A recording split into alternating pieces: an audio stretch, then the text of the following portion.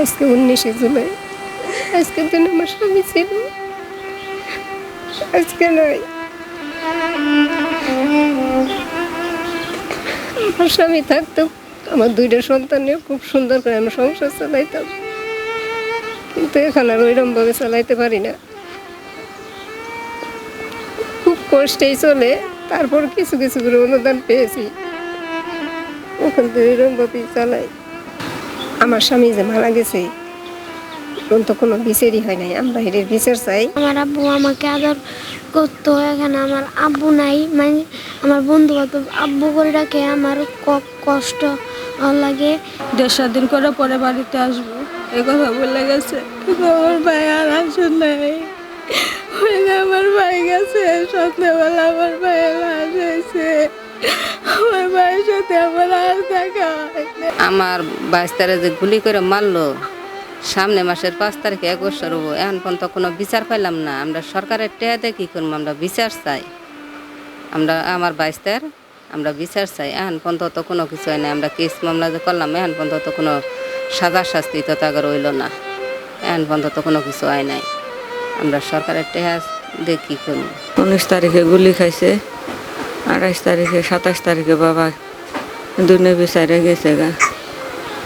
আমার বাবা আমারে মাসে 15-20 হাজার টাকা দিত, আমার এদিকে সংসার চলাইতাম, আর এই ওর জন্যে ঘর তোলার জন্যে ব্যবস্থা করছি।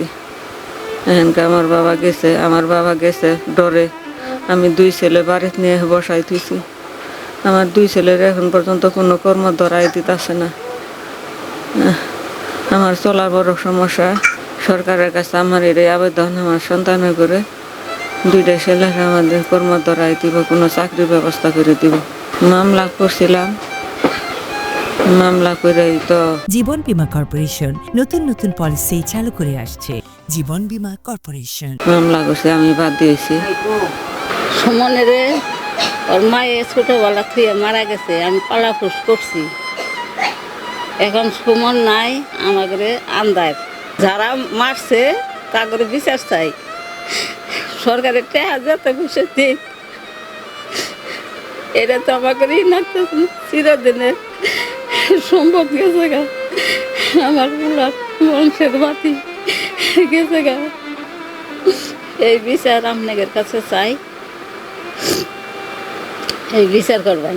সকলের অবগতির জন্য জানাচ্ছে যে জেলা প্রশাসন জামালপুর পক্ষ থেকে জুলাই আহত এবং শহীদ যোদ্ধাগণের উদ্দেশ্যে জেলা প্রশাসন, জেলা পরিষদ এবং জুলাই স্মৃতি ফাউন্ডেশনের পক্ষ থেকে আমরা এই যাবৎকাল শহীদ পরিবারের সদস্যগণের অনুকূলে এবং জুলাই আহতদের কতিপয়ের অনুকূলে প্রায় 2,80,00,000 টাকার মতো আর্থিক অনুদান প্রদান করেছে।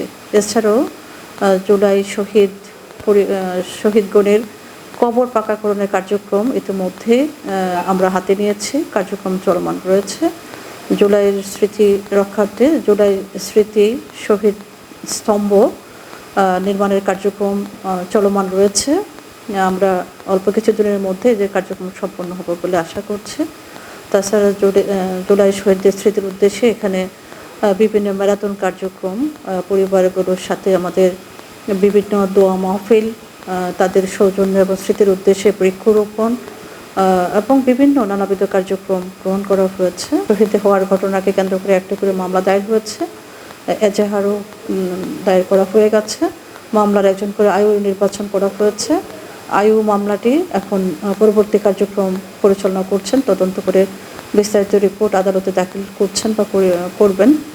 আর এই যেহেতু ঘটনাস্থলটি এই জেলায় নয়, নারায়ণগঞ্জ বা ঢাকাতে বেশিরভাগ, তো ওখানেই আয়ু আছেন। আয়ুর পক্ষ থেকে মামলার কার্যক্রম পরিচালনা করা হচ্ছে আমাদের পুলিশ সুপার মহোদয়ের পক্ষ থেকে, এবং জেলা ম্যাজিস্ট্রেট হিসাবে আমরা এই মামলাগুলো মনিটর করে যাচ্ছি।